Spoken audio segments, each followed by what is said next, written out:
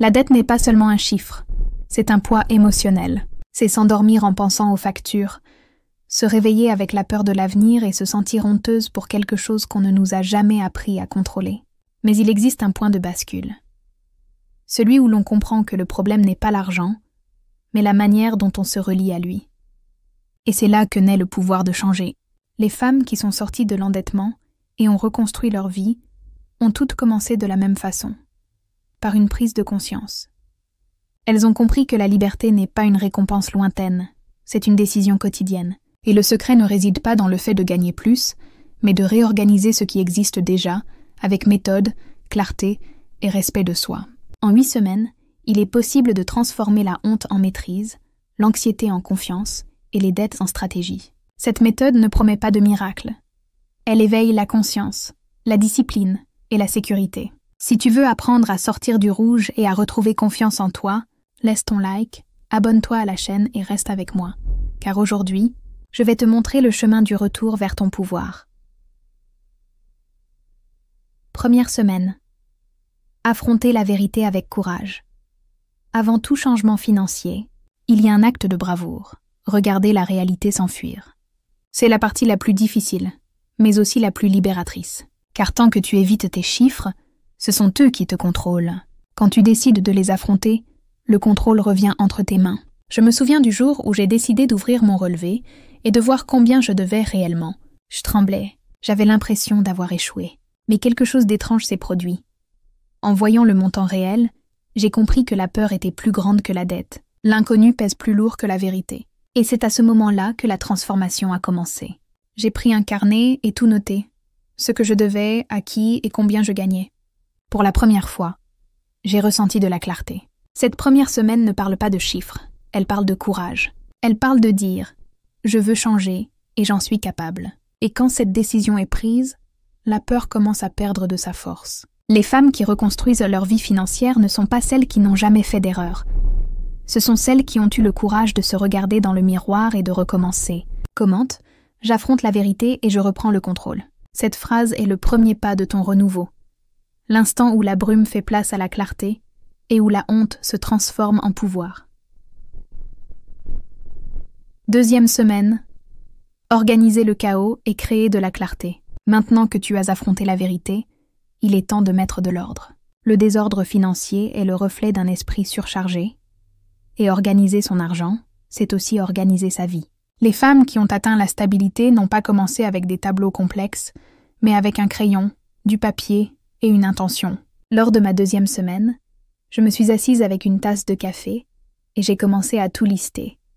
Dettes, charges fixes, petites dépenses, même celles que je faisais sans m'en rendre compte. Écrire fut douloureux, mais libérateur. J'ai découvert qu'une grande partie de ce qui me maintenait dans le rouge n'était pas le montant, mais le manque de contrôle. Le simple fait de visualiser m'a apporté du calme. J'ai compris que l'argent n'était pas un monstre, mais un système désorganisé qui avait besoin de ma direction. Cette étape consiste à créer une carte, savoir combien entre, combien sort, et surtout ce qui peut être ajusté. Il ne s'agit pas de tout couper.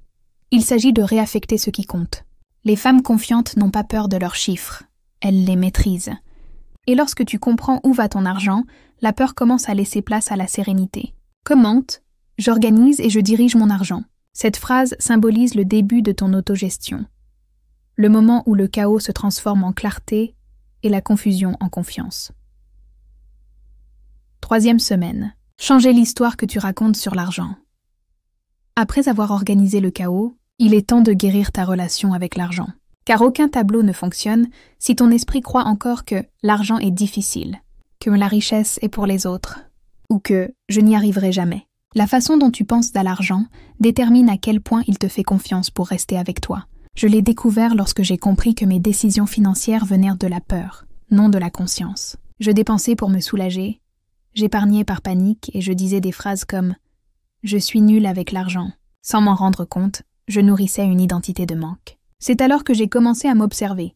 Chaque fois que je pensais quelque chose de négatif, je remplaçais par une nouvelle affirmation « j'apprends à prospérer ». Peu à peu, mon énergie a changé. J'ai commencé à voir l'argent non comme un ennemi, mais comme le reflet de ma confiance en moi. Cette semaine est consacrée à reprogrammer ton esprit. Remplacer le « je ne peux pas » par « je ne peux pas encore ». Substituer la honte par la responsabilité. Les femmes qui deviennent confiantes apprennent que l'argent ne va pas vers celles qui le craignent. Il va vers celles qui le respectent. Il arrive un moment dans ce parcours où tu réalises que ce n'est pas seulement une question de sortir des dettes, c'est une libération de la version de toi qui vivait dans la peur de l'argent. La confiance que tu construis ici ne vient pas seulement de l'organisation financière, mais du changement de regard que tu poses sur toi-même, capable, digne et maîtresse de ta vie. L'argent n'est pas le problème. Le problème, c'est ce que tu as appris à son sujet. Beaucoup de femmes ont été éduquées à dépendre, à se rétrécir, à se sentir coupables de désirer davantage. Et c'est exactement cela qui maintient tant d'entre elles prisonnières de cycles de rareté. Le vrai changement commence quand tu éveilles ton pouvoir de prospérer de manière consciente, fluide et féminine. C'est pour cela que j'ai créé le Code de la richesse.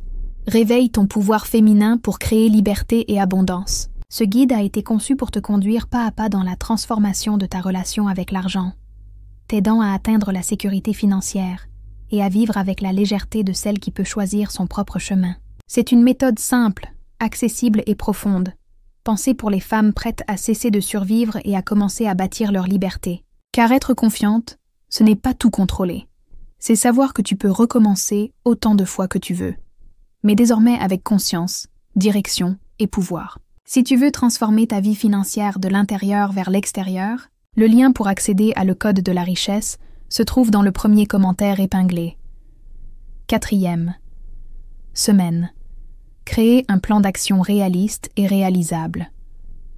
Après avoir changé ta façon de penser à l'argent, vient le moment d'agir avec stratégie. Non pas avec précipitation, mais avec conscience. C'est ici que l'intention devient direction. Les femmes qui se sont libérées de leurs dettes et ont reconstruit leurs finances n'ont pas attendu le scénario parfait.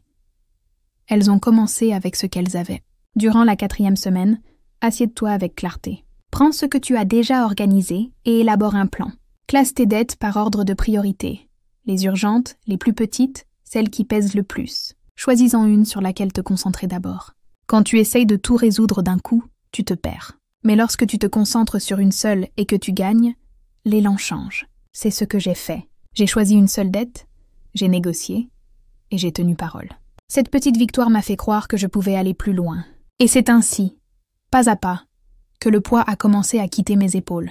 Cette semaine ne parle pas de perfection, mais de constance. Tu n'as pas besoin de tout résoudre aujourd'hui. Tu dois seulement t'engager à suivre ton plan demain. Les femmes confiantes n'attendent pas le bon moment pour agir. Elles transforment le présent en point de bascule. Commente, mon plan me rapproche de ma liberté. Cette phrase représente le début de ta nouvelle phase, celle où le chaos cède la place à la direction et où la peur commence à se transformer en mouvement. 5e semaine, apprendre à dépenser avec conscience, non avec culpabilité. L'un des plus grands pièges pour celles qui se relèvent financièrement est de vivre entre deux extrêmes. La peur de dépenser et la culpabilité de vouloir vivre. Mais les femmes qui retrouvent leur confiance financière apprennent que l'équilibre est la véritable liberté. Elles ne renient pas le plaisir, elles le réorganisent. Je me souviens du jour où j'ai pu payer une partie d'une dette et, malgré cela, je me suis sentie coupable d'acheter un café. C'était comme si je n'avais droit à rien tant que tout n'était pas réglé. Mais j'ai compris que cela ne faisait que m'éloigner de l'abondance.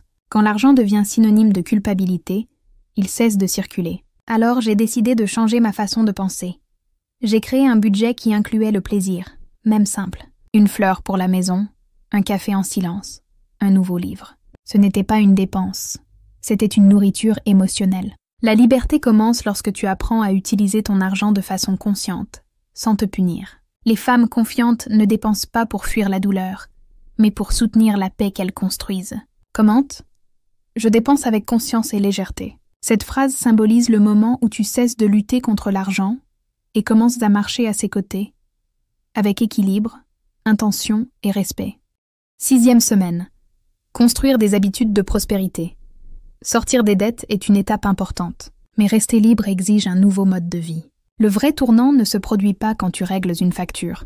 Il se produit quand tu crées des habitudes qui t'empêchent de revenir au même point. Les femmes confiantes comprennent que la prospérité est une discipline avec de l'âme, de la constance sans rigidité, de l'organisation sans culpabilité. Je l'ai compris lorsque j'ai commencé à répéter de petits rituels chaque jour. Noter ce qui entrait et sortait. Mettre de côté une somme symbolique, même petite. Consacrer 10 minutes à revoir mes objectifs. Cela paraissait anodin, Mais avec le temps, c'est devenu une partie de mon identité. Je n'étais plus la femme qui essayait de s'organiser. Je suis devenue celle qui savait ce qu'elle faisait. Cette différence change tout. La prospérité n'est pas un événement, c'est une routine. Et le secret n'est pas d'en faire beaucoup, mais d'en faire toujours. Les femmes qui construisent la richesse émotionnelle et financière savent que la constance est plus puissante que l'intensité. Commente, mes habitudes soutiennent ma liberté. Cette phrase représente le début de la phase la plus solide de ton parcours.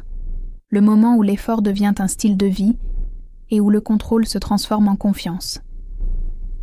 7e semaine. Renforcer ton identité de femme confiante. Quand la vie change, tu dois t'adapter. Mais quand toi tu changes, tout autour de toi se transforme. La 7e semaine consiste à consolider la nouvelle identité que tu es en train de construire. Celle de la femme qui pense, agit et décide comme quelqu'un qui connaît sa propre valeur. Car sortir des dettes n'est que le début. Rester confiante, c'est ce qui transforme le résultat en mode de vie. Je me souviens du moment où j'ai perçu ce tournant. Je payais mes factures du mois et pour la première fois, j'ai ressenti de la sérénité. Ce n'était pas parce que j'avais beaucoup d'argent, c'était parce que je savais exactement ce que je faisais. Il n'y avait plus de culpabilité, ni de honte, ni de peur. Je me sentais aux commandes. Et j'ai compris qu'être confiante n'a rien à voir avec tout contrôler. Mais avec se faire confiance même quand quelque chose ne se passe pas comme prévu. Cette semaine consiste à te regarder avec fierté, à célébrer les petites victoires qui construisent ton nouveau standard. Les femmes confiantes n'attendent pas qu'on les valide. Elles vivent selon ce qu'elles savent déjà être. Commente, j'agis comme la femme qui se fait confiance. Cette phrase symbolise le moment où le doute laisse place à la certitude et où l'estime de soi devient la base de ta liberté. 8e semaine.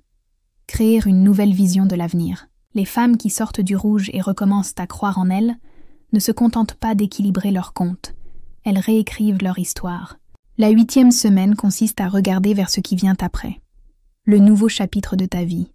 Car quand la peur de l'argent disparaît, ce qui reste, c'est la liberté de rêver à nouveau. Je me souviens que, des mois après avoir reconstruit ma vie financière, je me suis assise en silence et je me suis demandé « Qu'est-ce que je veux créer maintenant ?» Pour la première fois, l'avenir ne m'effrayait pas. Je voyais des possibilités, non des dettes. J'ai décidé d'établir un plan d'objectifs, non de survie, mais d'expansion. J'y ai inclus des voyages, des formations, des investissements et même du temps pour me reposer. Car prospérer, c'est aussi se permettre de vivre.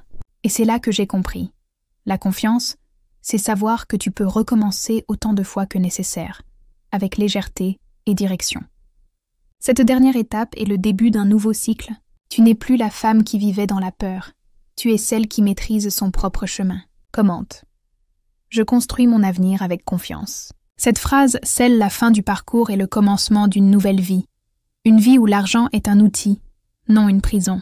D'endetter à confiante, en seulement 8 semaines. Tu as accompli ce que beaucoup évitent toute une vie. Tu as affronté la vérité, organisé le chaos, changé ton état d'esprit, créé des habitudes, relevé la tête. Et plus encore, tu t'es prouvé à toi-même que tu en es capable. La liberté que tu ressens maintenant ne vient pas de l'argent lui-même, mais de la conscience que tu as construite. Tu n'as pas besoin que tout soit réglé pour te sentir en sécurité. Tu dois seulement savoir que tu es sur la bonne voie. Si cette vidéo t'a inspiré à commencer ton parcours vers la liberté, laisse ton like, abonne-toi à la chaîne et commente. Je choisis la confiance chaque jour, parce que ta nouvelle vie ne commence pas quand les dettes s'en vont. Elle commence quand tu décides de ne plus jamais douter de la femme incroyable que tu es déjà.